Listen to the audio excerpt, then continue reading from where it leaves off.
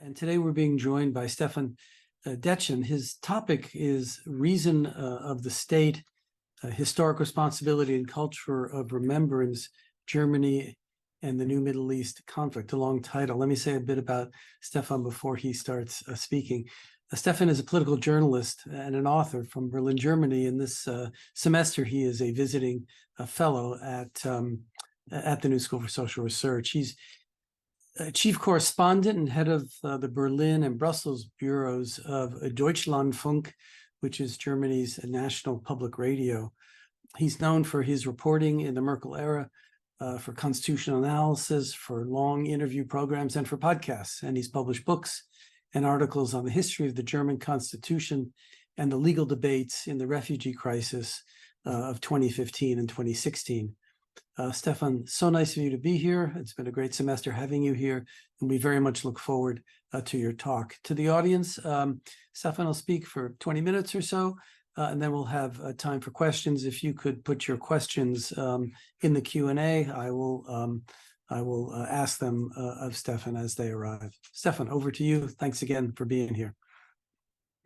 Yeah, Alex, it's a pleasure and it's an honor to be here, and it's a great pleasure to be at the New School. The time I spent here was planned a bit differently. I was hoping to do what journalists normally never have the chance to do, to spend some quiet time in the library. I arrived, did some reporting from the UN General Assembly in September, started using your beautiful libraries, and then October 7th hit and brought me back into journalism and into the occupation with what is going on in Germany with respect to the new war in the Middle East. And this is what I'm going to present you. One term will be central. That's the term that is dominating all discourses and positioning of the German government in these crises. It's the term Staatsräson, the reason of the state. And to describe what this term means in German politics, let me go back some years to March 18th, 2008. That was the day that for the first time ever, the Knesset allowed a foreign head of government to deliver a speech in the Israeli parliament. And it was Angela Merkel, elected 3 years earlier as the first East German and the first ever woman to be the German chancellor. And I hope you should be able to see her now. Does it work? Yeah, I see it. The very fact that the top representative of Germany would speak in the Knesset, and the fact that Merkel, after a few words of thanks in Hebrew, would speak in German, led to heated controversies in Israel. Several members of the Knesset stayed away from the session in protest. In the end, an audience of 1,000 members of the parliament and guests applauded Merkel with standing ovations. You can see it here. It was particularly one part of her speech that had impressed them and dominated the news coverage of the event in Israel and in Germany. Until today, the following words are remembered as one of the key messages of Merkel's 16-year term in office. Here it is in German. In English, it reads, "Every federal government and every chancellor before me was committed to Germany's special historical responsibility for Israel's security. This historical responsibility of Germany is part of my country's reason of state, is Teil der deutschen Staatsräson. This means that Israel's security is never negotiable for me as a German chancellor," quote end. 6 months earlier, exactly the same sentences were part of a speech of Merkel's in the UN General Assembly here in New York. In that address, Merkel made clear the context in which she linked Israel's security with a special German responsibility. It was the threat posed by Iran's nuclear armament program at the time. And Germany later took on this responsibility as being a key negotiator in the negotiations that led to the JCPOA, to the Iran nuclear deal. However, Merkel, the term Merkel, the way Merkel referred to Israel's security as part of German Staatsräson became an issue of controversy in Germany. Many understood her commitment as a guarantee to provide military assistance in the case of an emergency for Israel. Critics including the later federal president of Germany, Joachim Gauck, therefore argued that the statement would eventually prove to be a hollow promise or even endanger Germany. However, Merkel never used the term in this sense. Taking into account the way of her thinking, it is much more plausible to interpret her relationship to Israel as a typical way of expressing a continuity of West German political identity that she, as an East German, had adopted by reading, learning, and reflecting. In this understanding, the relationship to Israel for her was in a similar way fundamental to post-German politics and the position of Germany in international relations as the transatlantic relationship with the USA. And of course, Merkel had experienced firsthand how, in contrast, the GDR, East Germany, had cultivated what historians called a non-relationship to Israel, blaming all responsibility for the Holocaust to the West, promoting anti-Semitic rhetoric and campaigns against Zionism as a racist ideology, hosting PLO chairman Yasser Arafat several times like head of state, and supporting PLO fighters with training and weapons.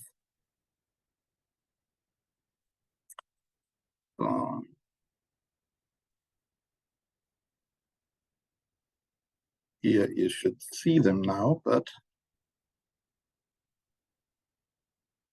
West Germany, meanwhile, and you see here Erich Honecker, the former head of state of East Germany, and Yasser Arafat, and on the other side, German Chancellor Konrad Adenauer and David Ben-Gurion, who developed a famous relationship and even friendship over the course of generations of politicians, intellectual debates, criminal proceedings against Nazi perpetrators, literature, films, and education in schools and universities.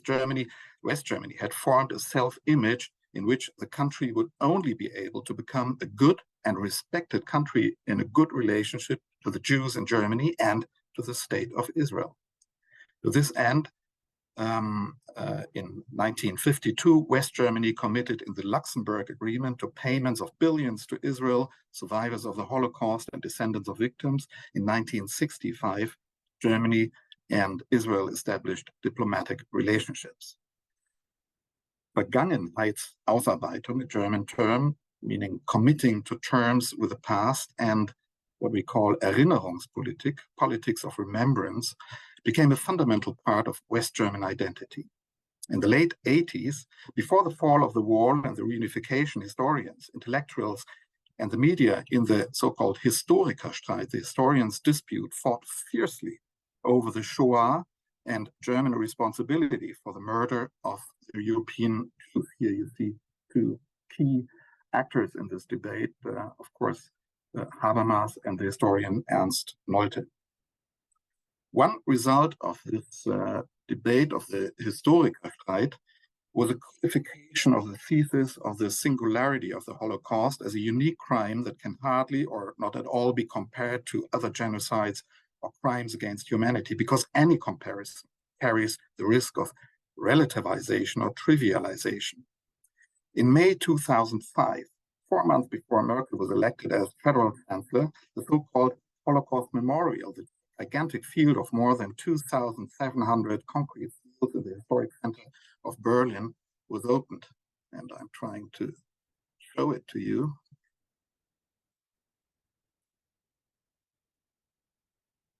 Takes obviously some time.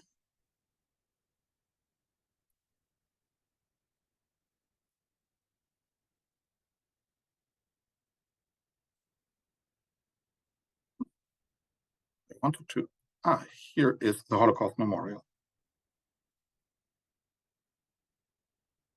With this evolution of culture of remembrance, a commitment to historical responsibility, a public appreciation of Jewish life in Germany, and special respect for the representatives of the Jewish community that formed the backdrop of Merkel's statement for the security of Israel as part of German reason of state, Staatsräson. It was an appeal to a policy based on education, a sense of responsibility and humanity.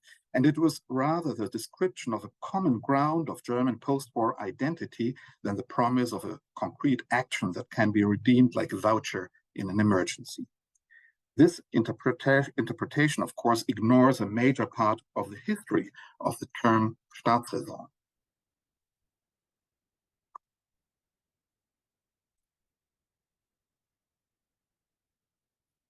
It was Niccolo Machiavelli, whom you see here, who introduced the term in his famous book Il Principe, The Prince, published in 1513, a manual for the establishment and maintenance of absolutistic power. In the overriding interest of state power, Machiavelli recommends the destruction of cities, any kind of cruelties against adversaries, military armament, breach of promises, and lying. The reason of state, the Staatsräson, in that sense, justifies disregarding justice, law, and morality in the interest of preserving the state. So the term Staatsräson is ambiguous. It contains an illiberal potential, and we have seen it unfolding in Germany in the recent years. Nevertheless, we see two different dynamics with regard to the use of the term Staatsräson. Am I still there? Okay. Two different dynamics, one in foreign policy and one in domestic policy. In foreign policy, Chancellor Olaf Scholz, visiting Israel as first foreign head of government after the Hamas attacks in mid-October, declared that it is the German reason of state to stand with Israel. And Germany in the last days was praised in Israeli media as the most loyal ally in these days. It was well noticed in Israel that the German government, by far more than the US government, abstained from any criticism or even skepticism of the offensive in Gaza. But even long before, Staatsräson was activated and sharpened in domestic politics in Germany. In 2019, the Bundestag, the federal parliament, passed its so-called BDS resolution. In a hasty legislative process, a majority of the parliament declared the BDS movement to be anti-Semitic and called on all federal institutions to ban supporters of the BDS movement from publicly funded spaces, explicitly referring to the principle of Staatsräson. And of course, you have to know that in Germany, other than in the United States, the public sphere, when it comes to culture, academic institution, education, is practically completely state-funded, other than in the United States. The BDS resolution was not passed as a law, but as a formally non-binding declaration of parliamentary intent.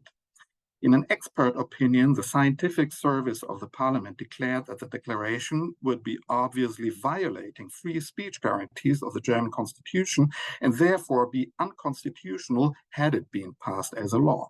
Several courts, including the Federal Administrative Court, ruled that decisions of local authorities who banned alleged BDS supporters from public spaces to be unlawful as they violated the rights of free speech and the freedom of artistic expression. Nevertheless, we have seen a series of cancelled events, exhibitions, conferences, talks in the recent days and years. This transformed the abstract principle of reason of state, formulated by Angela Merkel in a foreign policy context, into an administrative practice at home.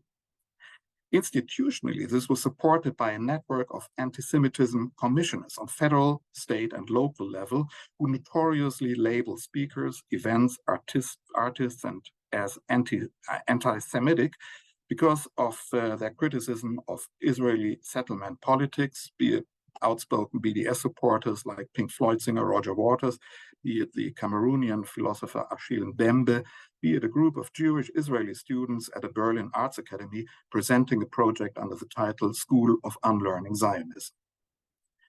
The preliminary peak of the development, of course, was the discussion about the Documenta 15 art show in last year's summer.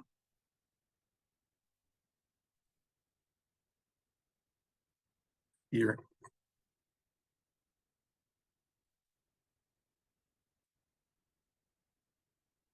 The exhibition, curated by the Indonesian artists collective Ruang Rupa, was criticized as a paragon of post-colonial anti-Semitism. Attempts to organize a dialogue between critics and the curatorial team failed in a week-long turmoil of mutual accusations, insults, and insinuations. Months after the end of the exhibition, an expert jury, selected and appointed by state authorities, came to the conclusion that no more than 2 out of thousands of objects in the exhibition could be labeled as if evidently anti-Semitic. One of them was this poster, a big poster by the Indonesian artists collective Taring Padi, which was deinstalled immediately after the first accusations became public. Above all, the dispute about the documenta proved an urgent need to discuss definitions, origins, and motivations of anti-Semitism in a global framework. But I'm one of those in Germany who complain that this has become increasingly difficult and almost impossible in recent years under the influence of the domestic reason of state practice.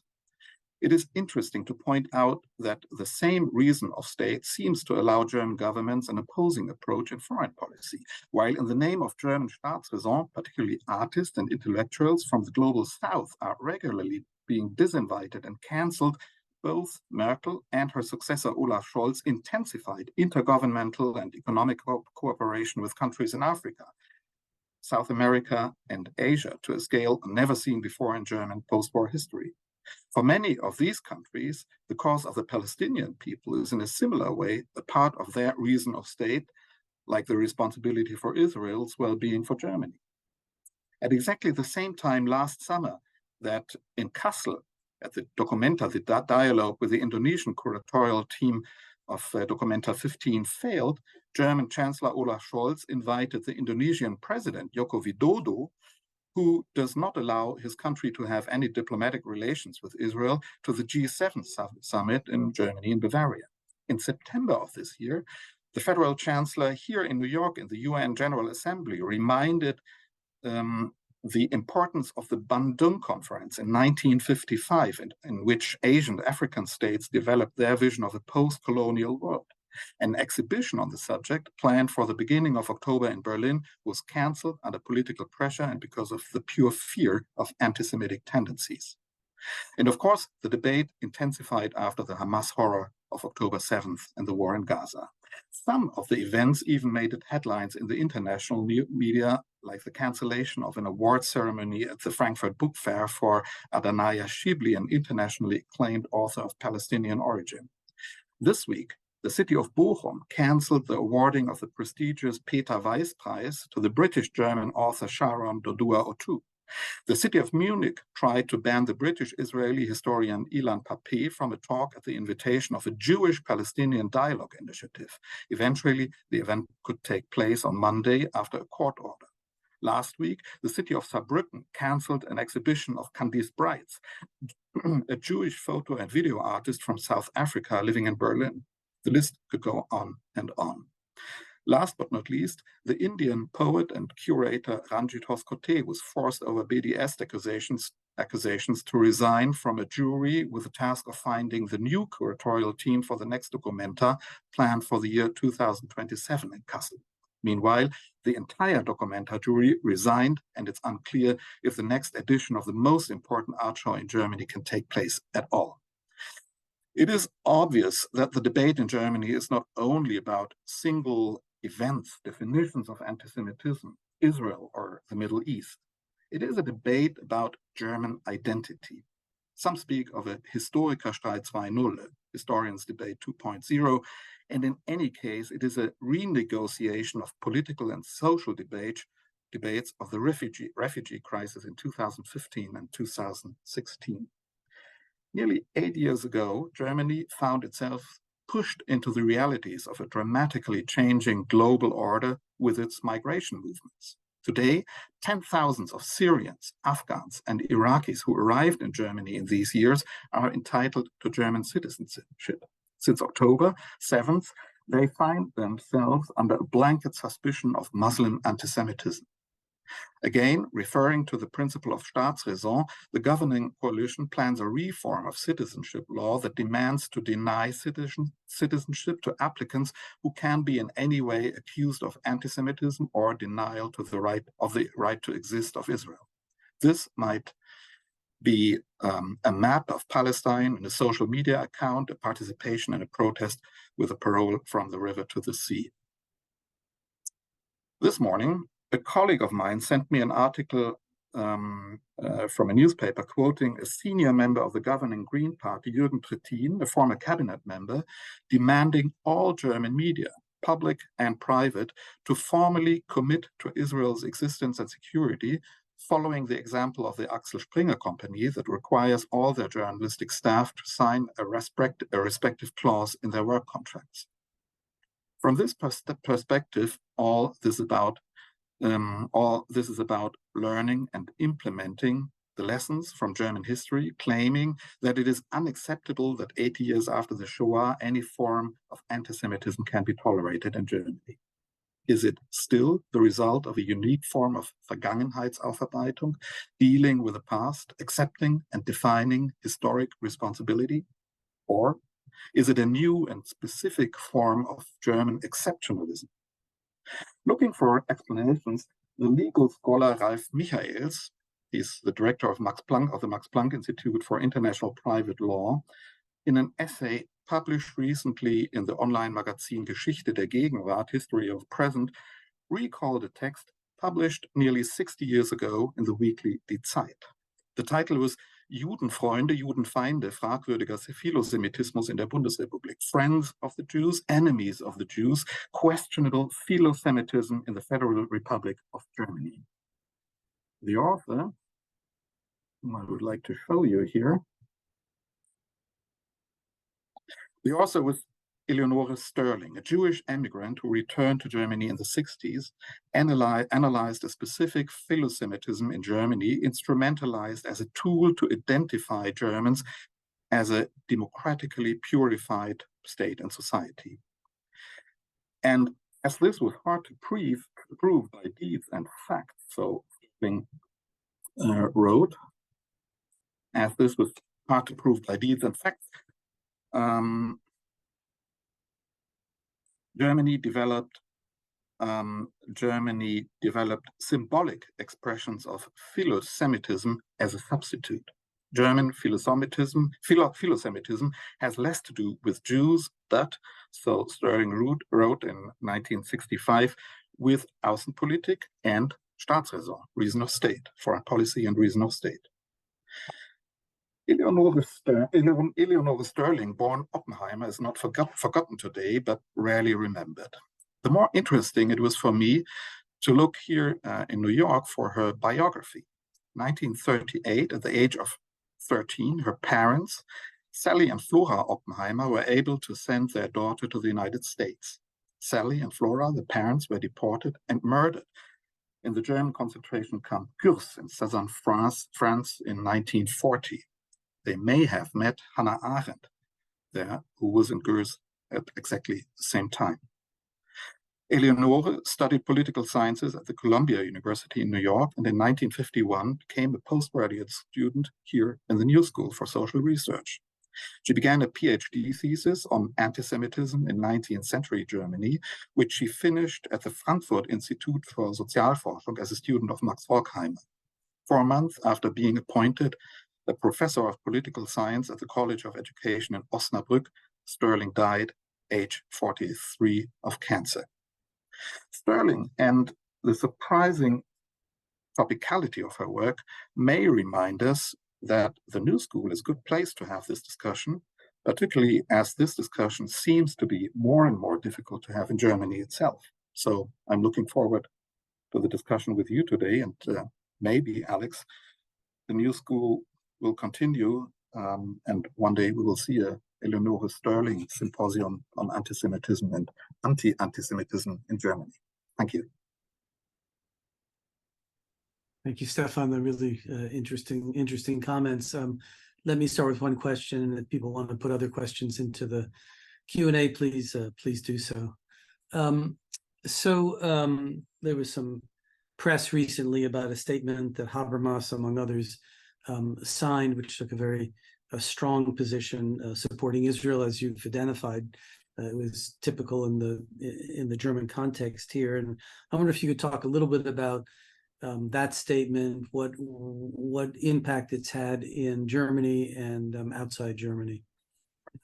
Yeah, this statement, which as you know, led to a controversy again, a letter also signed by I think Nancy Fraser also signed it, published in The Guardian, was only part of tons of statement. We saw a wave of statements from all kinds of public institutions, academic institutions, political parties, of course. And this statement, of course, stood out because the name Habermas still has this heavy weight in the German discourse. Now, it was not only Habermas, and as he is well in his 90s now, people assume that it might have been some of his current colleagues in his Frankfurt Institute who may have formulated it. One of them was Nicole Deitelhoff, a professor of political science who played a crucial role in the Documenta debate. Strong advocate of the criticism of the Documenta, at the same time also strict or outspokenly criticizing the BDS resolution, which I quoted as an attack of the freedom of artistic expression in Germany. But I would say maybe even the Habermas, because the name Habermas because it's Habermas, was internationally even more seen than in Germany itself. You mentioned the recent, over the last number of years, the immigration of many folks, refugees and others from Arab countries, the Syrians in particular, more than, I guess, 800,000 or 900,000 who arrived after Merkel let them in before closing the doors. And I assume there is significant sympathy with the Palestinian cause among a very large population here.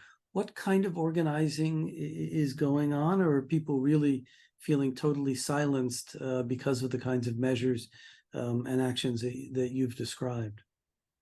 Well, first of all, I think we have to remember that that Germany went through different stages since the summer of 2015. There was a summer, a few weeks or maybe 2 months in the summer, when Germany was quite reunited in that feeling of Willkommenspolitik, of welcome policies. Even the Bild-Zeitung, by the quoted Axel Springer Verlag, the most important tabloid paper in Germany, in the summer ran a campaign pro-refugees. Refugees welcome, stickers from the Bild-Zeitung. And then in the fall of 2015, and in the beginning of 2016,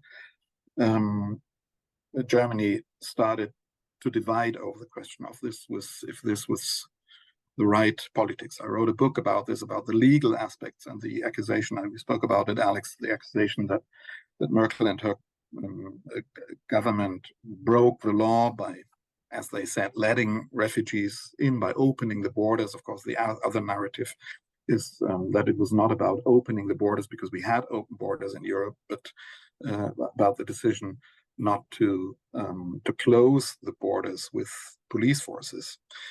And this discussion for a while had calmed down, and it's open now again. That's why I'm saying we are renegotiating the years 2015, 2016. Now, we have seen after October 7th some very pro-Palestinian demonstrations, like we've seen them everywhere in the world. I would say we have seen them less in Germany than in other countries, but the sensitivity, of course, was higher. And I think we have, since 2015, 2016, two kind of perceptions in Germany, and there you can grasp them in, let's take two personalities. Merkel, who by her whole biography and her self-understanding saw the changes of 2015, 2016 as opening up, getting in connection with the world, being part of global developments and reacting to it. The other perception, and we can take the then head of the state, Joachim Gauck, also an East German former opposition activist from the GDR, a little elder than Merkel, was one of those beginning to criticize Merkel at the time, or at least he was perceived as criticizing her. And he was one of those who thought that with reunification, and the years after the reunification, Germany kind of had reached an ideal form. Germany was good as it has never been in his history before, and that was endangered. And I remember the first criticism within Merkel's own party, the Christian Democratic Conservative Party Alliance, was when members of parliament said, she, the chancellor, wants another country. She wants another country. And it was obviously, of course, Merkel never said, yes, of course I want another country, but she embraced change. She was convinced, of course, Germany will change. Germany will become a modern migration society. And this is what is the core of the discussion today. And I think the discussion is not only so intense and so emotional because it's about the German past, but it's also because you can see Israel as a model of a migration society, of a dramatically changing migration society, and that a part of Israel, Netanyahu and his government on top of it, tries to implement a model of a migration of a diverse society in which a majority rules over a Muslim minority by all means. And this is something which is not outspokenly, but which is underlying the debates we have in Germany. How do we deal with these growing minorities in Germany? We have about 25% of the population who have a migrant background now. And I know from sociological studies that this is exactly the level also in organizations when the discussion really starts. You can't accept them anymore as a pure minority, which can be dominated and forced to submit to the rules and what we call Leitkultur. Some politicians call it Leitkultur, the leading culture of the majority. We really have to deal with them, and that's what we are negotiating when we, for example, talk about the intersection of the narratives of the Shoah and the narratives of the Nakba being present in Germany by the largest Palestinian exile community in Europe, if not worldwide, in Berlin. So how are the main political parties talking about the Nakba, or what is the main discourse on the terrible destruction in Gaza that has gone on? How is that not taken into account, or is it just merely described as the need for humanitarian aid, or is there no serious opposition among the major political parties here? No, I can't see any major opposition. I mean, we saw the Green Party, which might be the one that could be critical about it, but we also see a younger generation in their parliamentary caucus, particularly the younger generation, which are staunchly pro-Israel. There is a part of the German left, the so-called anti-Deutsche, the anti-Germans, which also are very strong in the social democratic youth movement, who combine a form of anti-fascism with a staunchly pro-Israel position. And that's what we see in the parliament today, and also in the media. Being here in the United States, I can by far not see the same level of opposing arguments in the public discourse about what's going on as we see it here in the United States. Can you say more about the younger group in parliament and perhaps college-age students in Germany? I mean, here, as you know, the post-colonial, anti-colonialism argument has been very strong among students and sees Israel as a colonial power that has, as you say, pushed people out and in similar ways. And there have been analogies drawn the other way to Nazi Germany. None of that resonates at all with younger politicians, scholars in Germany. I mean, we have never seen any public discourse about the Nakba in Germany. That never played any part in public discourse. Even the term Nakba was partly discredited and seen as a part of anti-Semitic rhetoric. which was astonishing, of course, because, for example, in Berlin, we have this large Palestinian community, but few people even realize that they are Palestinians. Most people, when you would ask in Berlin around what is in this neighborhood, Neukölln, Sonnenallee, what are these people? They would say, oh, they are Turks or Arabs or something. And nobody realized that they are Palestinians. Of course, most of them stateless still in Germany, because the citizenship laws are so restrictive that many of them, even the second generation, weren't able to obtain citizenship. And for example, I found it interesting to learn from Syrian friends whom I made after 2015, 2016. For example, a good friend who came to Germany and opened a beautiful, very successful Syrian restaurant in Berlin, very popular, particularly among the young, cool, hip Israeli society, because the hipsters from Tel Aviv who love Berlin found that the Aleppo Supper Club has the best hummus in town. So he made big business with Israelis. And he explained me that the Arab establishment now were Palestinians whom they had looked down at in Syria, because in Syria, of course, they were the refugees, the poor refugees, whereas now people like his family, who had been shop owners, respected citizens in the business owners town of Aleppo, they were looked down by the Palestinians now as the newcomers and poor refugees. So there's a lot of dynamic going on. But this is the question: is Germany ready, and how is Germany ready to have a dialogue with these people? And we have seen way too much intellectuals or also journalists being silenced or banned in the last years. For example, a case I discussed in our radio program was the case of a young Syrian woman, a medical doctor, who had become prominent in a young audience as part of a cabaret group, online cabaret. They were making successful YouTube cabaret, and as she was a medical doctor, she was chosen to become the host of the most prominent program in the German first public TV channel on sciences, a science magazine.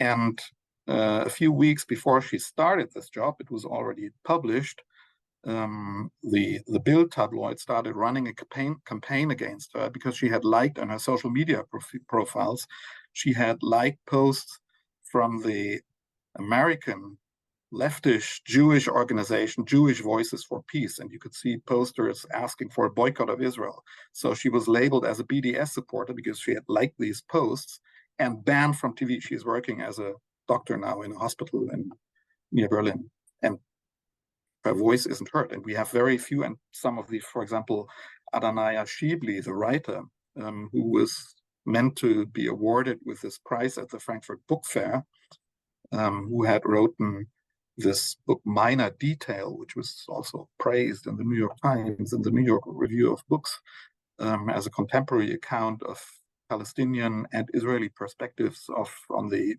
years of 48 and 49. She doesn't speak. She is silent because she says there's no atmosphere. Achille Mbembe, the Cameroonian philosopher whose talk in this arts festival was cancelled in 2021. That was one of the first very prominent cases that also attracted international attention. Bembe wouldn't come to Germany anymore because he said that's not an atmosphere where I can publicly appear without being denounced as an anti-Semite. So, I mean, Germany has a very strong constitutional court that is not hesitant to overturn laws and actions of the state that seem to violate the basic law. You had mentioned that free speech concerns had prevented this parliamentary resolution on BDS from being a formal binding law, rather simply a resolution that had no binding impact. It might have been set aside. But the situations you're describing now, people being kept out of jobs or not permitted to speak at the like in state fora would seem to raise questions that would, at least in this country, would immediately lead to an ACLU lawsuit in a court under our First Amendment or under your free speech protection. Have there not been cases brought before the courts on this? Yeah, we have seen cases, as I mentioned, for example, just last week, in this case, the Ilan Pappé event in Munich was allowed by court order.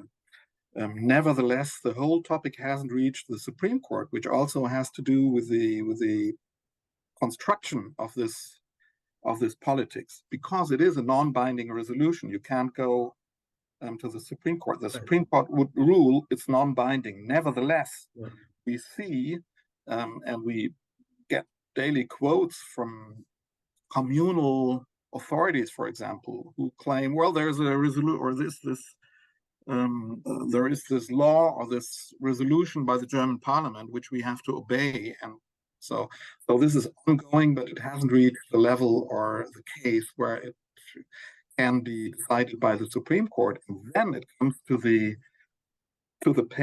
point which is very difficult to grasp by legal terms, because so much of the spaces we are talking about, museums, institutions, and so on, they are state funded. And so we are coming to a point where we would have a discussion, what does it mean when the state funds, how can the state influence programs of theaters and so on, research projects which the state funds? And to what degree does the state have to open up spaces in which he can't rule, he can't govern, spaces of freedom?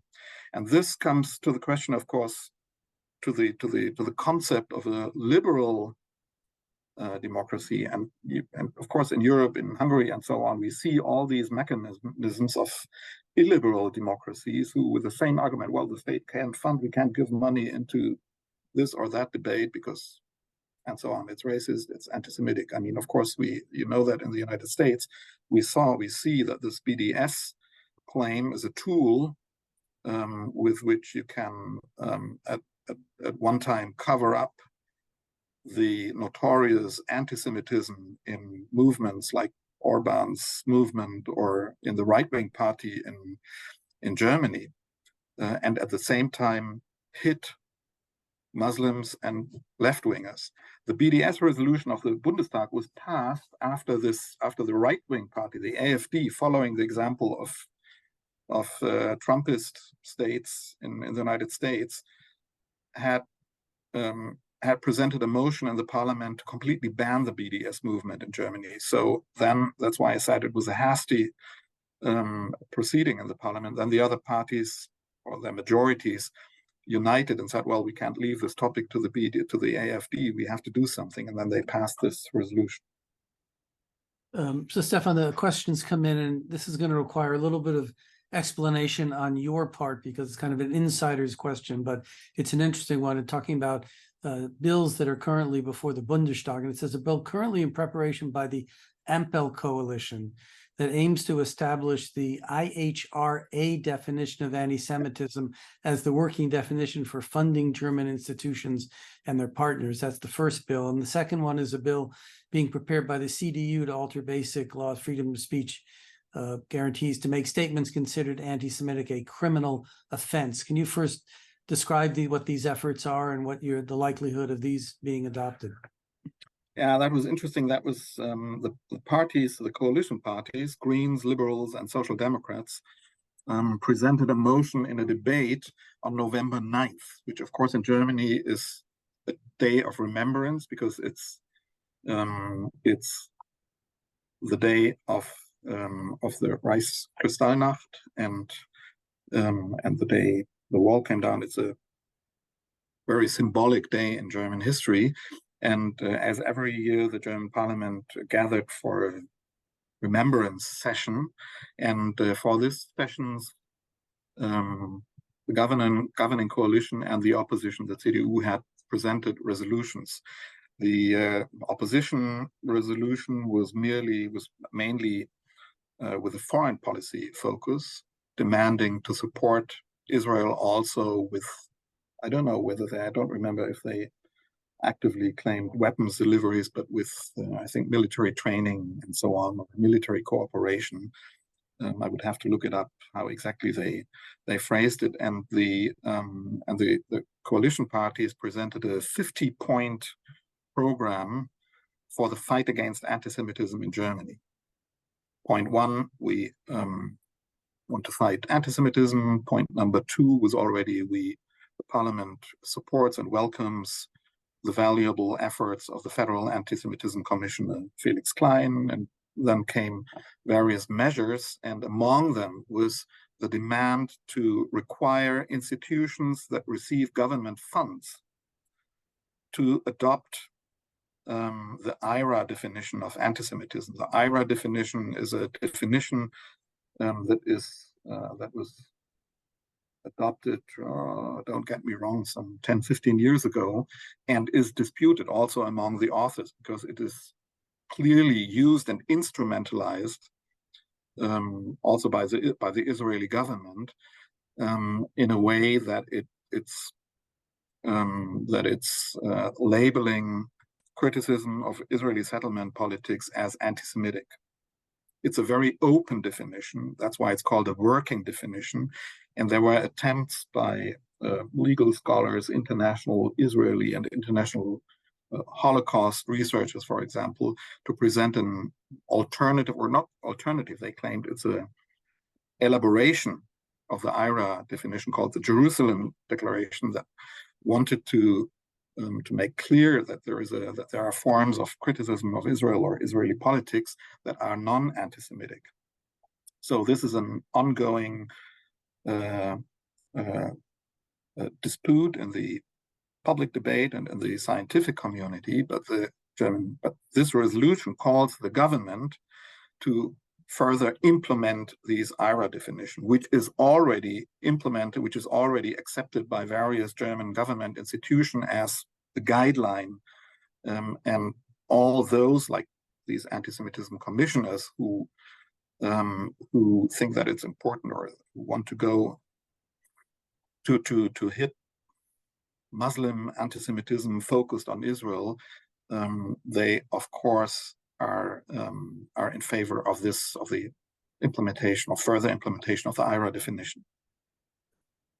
And the question I think was, what's going on? Indeed, I wrote a commentary about it in 2 weeks ago in our program, day after this debate in the parliament, and got very interesting, very, very, very intense response also from members of parliament, some of them explaining, well, there was such a heavy pressure within our caucus, we saw the problems of it, and we didn't dare to speak up. There was also criticism from legal experts. So what happened is they decided not to pass it now. They brought it in the parliamentary commissions, and they are discussing it. It's open how it will come out of the discussions in the committees. This is a question from Professor Kalivas. Did the doctrine of constitutional patriotism and the theory of militant democracy play any role in the reason of state discourse?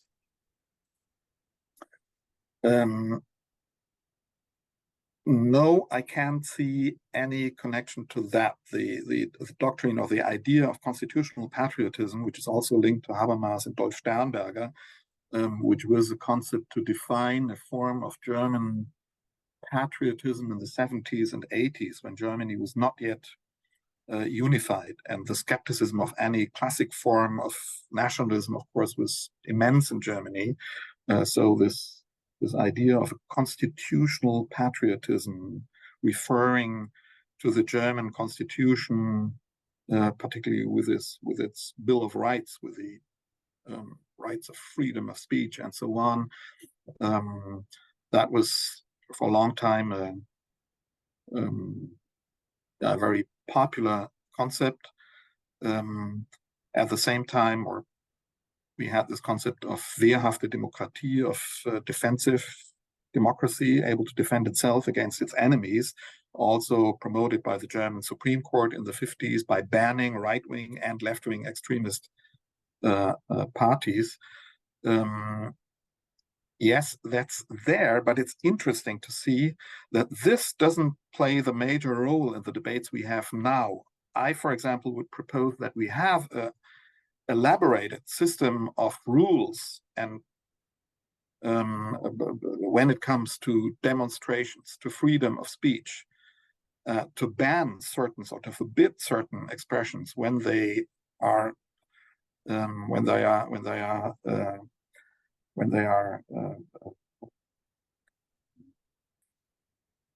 hate crimes or so on. So it's not necessary to implement any new principle, but that's why I'm also so worried about this term of Staatsräson, because we see a new term being established under which all kind of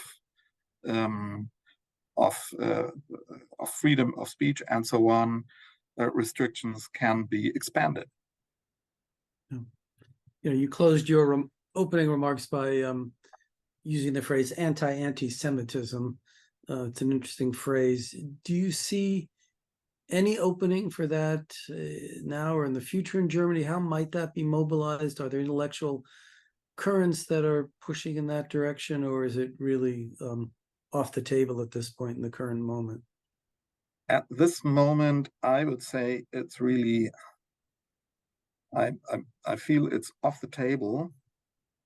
Those criticizing, there are important voices critical about it, like, for example, Omri Böhm, your colleague Omri Böhm, who is presently in Berlin, is one of them. They are very important. I see institutions refraining from opening the discourse because they fear it will blow up and it will endanger their public funding. For example, there was a major event scheduled for beginning of October under the title "We Still Need to Talk," which was meant to continue the discussion about the Documenta exhibition, and this was also cancelled after October 7th, and I don't see it happening again. That was also about how can we bring together Nakba narratives and Holocaust narratives and so on. So at the moment, I see it. The atmosphere is very restrictive, and the more I think it's important to have foreign scholars, places abroad to have certain discussions, which we won't be able to have in a free atmosphere in Germany for the foreseeable time. Well, if I can be permitted my own editorial comment here, I'm not sure we're in the right place in this country to have a discussion that doesn't easily move to one of the extremes. It's very hard to find discourse in the middle that kind of talks these issues through. So maybe we'll just have to wait some time. One other question here that's come in about what the voices of the German Jewish communities. There is a Jewish community now in Germany, and are they staying silent in this? Are they playing a significant role? What are we hearing from that community? The Jewish community in Germany is very interesting, and I'm not Jewish, but I know them pretty well, or I know them well because many friends and my kids went to a Jewish school in Germany. The Jewish community, if you look at the German Jewish community, you have to see, I would say, at least three groups. One of them are those who stayed in Germany after the Holocaust. The small minority of Jews remaining in Germany under partly heavy pressure and criticism from Israel. We had Israeli presidents of states demanding Jews not to live in Germany and threatening them with losing the right to acquire Israeli citizenship when they stay in Germany. They decided to stay. And the heads, the presidents of the Jewish community, it's a central organization, that Zentralrat der Juden, the Central Committee of Jews, the heads of this organization became persons with a huge moral authority in Germany. Then 1990 came, reunification, and one of the decisions of the then government of Helmut Kohl was to invite Jews from Eastern Europe and the former Soviet republics to come to Germany. And these Jewish immigrants outnumbered in the Jewish communities, the Jewish establishment, which led to tensions and controversies within the Jewish community. I experienced that very interestingly in this Jewish school with my kids.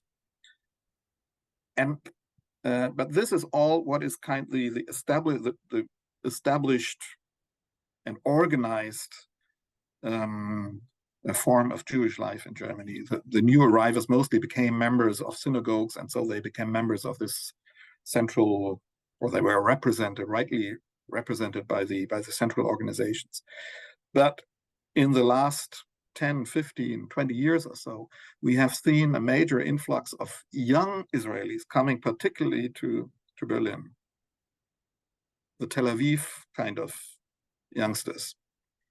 And I found it always moving to see these young people coming to Berlin and imagining how they tell their grandparents who built up the state of Israel for them to have a safe place for Jewish life, when they explain them, well, Israel, I don't like it anymore, and I found a nice place to live in. It's Germany, it's Berlin. It's interesting, it's touching, but that changes the whole field. So meanwhile, we have a significant group of leftish young Israelis being outspoken critics of Israeli politics, and also some of the most outspoken critics of the war in Gaza are young Israeli or Jewish people in Berlin. So interesting. You mentioned Omri Bohm, who, as you said, is currently in Berlin, and of course is a member of this faculty, and he'll be speaking in a week or so in our third episode of this series, talking about what he says is the day after, how to think about if and when this war ends, what way we might be able to move forward. Stephan, these are incredibly interesting comments, and I thank you so much for being here, being such an expert on such a wide range of interesting issues for us, and I'll thank you on behalf of everyone who's listening for a wonderful presentation.